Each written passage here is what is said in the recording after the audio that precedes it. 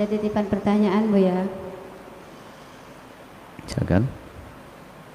Langsung. Ada orang yang mengalami ketakutan dan ada yang berbisik dan berbicara di dalam tubuh orang tersebut. Dan setiap hari orang tersebut sudah diruqyah, tapi hasilnya tidak ada dan tetap ketakutan. Mohon solusinya, Bu ya. Baik, sampaikan kepada yang bersangkutan. Jadilah orang yang cerdas dan berpikir. Dia sakit. Kalau orang sakit bagaimana? Kalau dia pintar, sadar, berobat kan?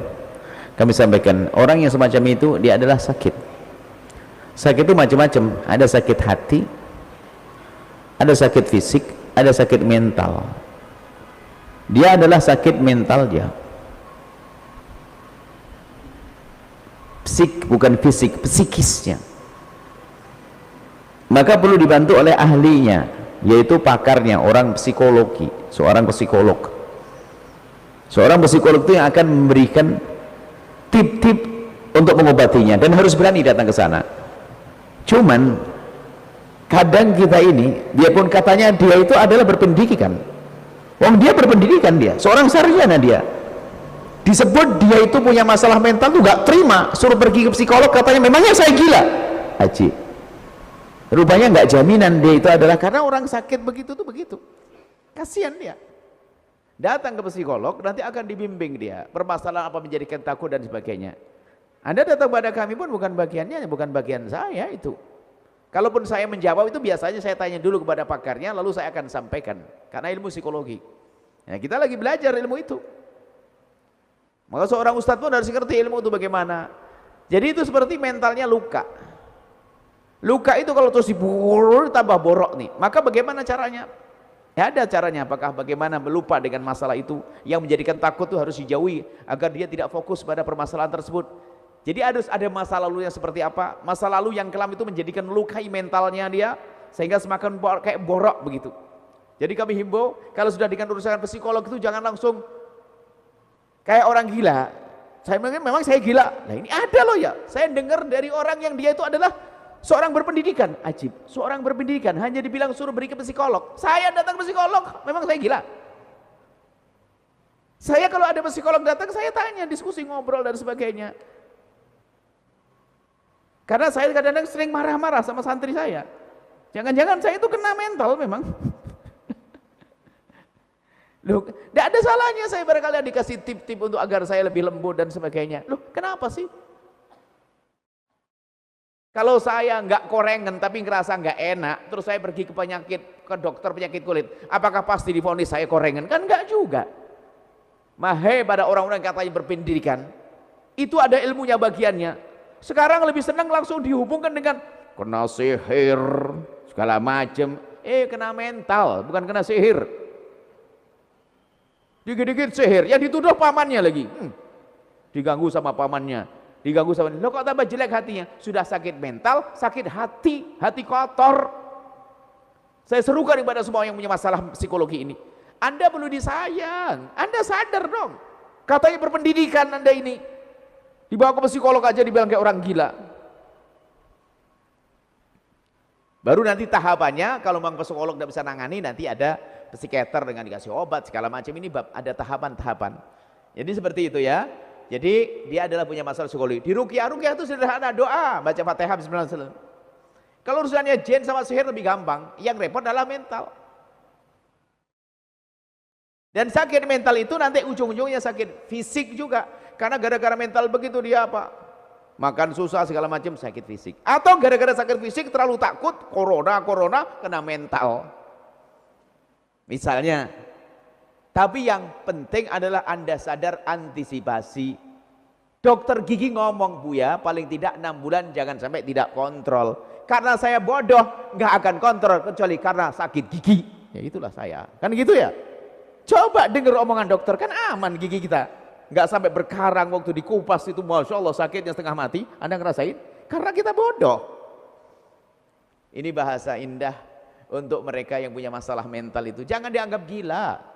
Sampai seorang bapak diingatkan, Pak, sebaiknya anaknya dibawa ke psikolog. Marah dia, memangnya anak saya gila? waduh orang ini katanya dia S2, es krim sama es lilin rupanya. Cobalah punya pendidikan kok enggak. Jadi ilmu psikolog itu ilmu penting juga. Saya hargai ilmu disiplin ilmu itu. Saya hargai disiplin ilmu. Karena saya melihat orang-orang yang mengerti psikolog, dia punya trik-trik bagaimana menembus, bisa menyampaikan omongan, bisa ini kita perlu. Seorang ustadz pun harus punya ilmu itu. Tentunya harus dikemas dengan yang syar'i, yang kenal rambu-rambu syariat, yang dicari psikolog ini. Jadi ini penasihat untuk semuanya. Pertanyaan yang bagus kebetulan sekali, karena saya bertemu dengan orang-orang yang katanya pinter tapi Masya Allah bebel banget dia. Baru di bidang survei psikolog katanya memang saya gila. Anak saya tidak gila kok Buya. Siapa bilang anakmu gila? Kamu yang gila sebetulnya. Oh, mau diobati kok bilang gila. Ini aneh banget. Muhammad saya sedikit kesar sedikit. Kenapa? Kasihan orang yang sakit mental tidak diobati sehingga semakin parah. Zalim dia. Anda semoga sakit sehat semuanya. Ada orang punya anak sakit paru-paru, dibiarkan kan mati nanti. Padahal mental juga tidak kalah serem dengan penyakit paru-paru. Paham ya semuanya? Jadi ke ibu-ibu yang solehah, kalau tiba-tiba gampang marah suami-suami, jangan-jangan Anda kena mental. Jangan nyalain head tok. Memang saya mau head Buya. Anda kena mental, jangan-jangan. Wong suami seharusnya disayang kok dimarahi. Sama Anda suami kok dikit-dikit sama karyawan bisa senyum nebar senyum, kalau sama istri keluar taring. Anda kena mental. Paham enggak? Mohon maaf ini, karena ini perlu kita sadar. Ini ilmu, ada ilmunya. Saya hargai kepada pakar-pakar psikolog itu adalah hari ini dapat, kalau kita lihat Anda baca berapa banyak orang kena masalah psikologis. Dan orang kalau punya permasalahan psikologi itu kalau dibiarkan ujung-ujungnya dia adalah bukan dia pengen mati, cuman dia tuh nggak pengen hidup loh, bingung dia. Makanya sudah akhirnya sampai derajat dia bunuh diri dan sebagainya. Masya Allah, naudzubillah. Ya, itu saja. Saya tidak bisa memberikan jawaban, datang kepada pakarnya. Lah, kebetulan nih kami juga lagi mengumpulkan ahli-ahli psikolog. Yuk kita membuat satu center apa itulah. Ada yang gratis, ada yang ini, karena banyak orang yang pengen berobat, karena juga mahal kepada mereka. Karena ilmu ini ilmu langka juga, ilmu hebat, ilmu istimewa. Kita juga lagi belajar baca-baca yang demikian itu, karena memang harus kita tahu. Baik, semoga Allah menjaga kesehatan kita lahir, batin dan mental semuanya. Nah, ini ya, nasihatnya semacam itu. Nah, ada pun nanti doa-doa ya terus dong. Ruqyah itu doa-doa. Ruqyah itu paling enak ruqyah sendiri deh, banyak zikir, ngandalin ruqyah sama ustaz-ustaznya jauh, dicari nggak ketemu lagi. Ya nggak beres-beres. Ruqyah itu Anda bisa meruqyah diri Anda sendiri dengan memperbanyak membaca zikir-zikir yang rutin. Membaca Fatihah. Asli ruqyah itu Fatihah. Nggak usah pakai tambahan. Ibu ada 2.500 jin. Wah, ini sudah macam-macam ini. Ada 3.472 itu. Sudahlah, nggak usah pakai gitu-gituan aja deh kalau mau pakai hitung-hitungan jinnya itu. Memang pakai kalkulator ngitungnya. Jangan biasa bohong deh dengan orang. Sudahlah, kalau Anda pengen ngobati, doa bismillahirrahmanirrahim, doa Anda dikabul, selesai. Nggak usah pakai ikut-ikut macam-macam. Ruqyah itu sangat sederhana. Cuman kalau ndak dikemas begitu kurang bernilai saya dukun ruqyah saya ini, dukun ruqyah namanya. Karena sudah mulai macam-macam. Oh, ada kalau jengkingnya kamu tuh. Wow, sudah. Saya tidak pernah punya ilmu itu. Tolonglah, karena apa?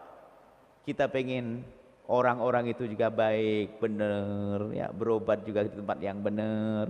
Ruqyah itu sederhana. Anda datang ke seorang ulama yang katanya dikabul doanya, dia baca doa, paling tidak baca Al-Fatihah. Itu kisah ruqyah kan Fatihah. Innahala ruqyah itu surat Fatihah, ditiupkan selesai, nanti menjadi sebab kesembuhan. Seperti itu. Cuman beda orang, kalau saya niup nggak sembuh-sembuh, tapi diniut oleh ustadz itu bisa sembuh. Karena memang Allah melewatkan kesembuhan, beri kesembuhan pada dia, gitu loh. Biarpun sama bacaannya. Betul itu, baca no. Saya saya nggak bisa. Ada orang kena mental begitu. Oh, suruh datang kepada kami, saya tidak punya ilmunya. Ada orang kayak gila itu, kesurupan. Saya tidak punya ilmunya, dipaksa saya nggak bisa, saya tidak pernah belajar.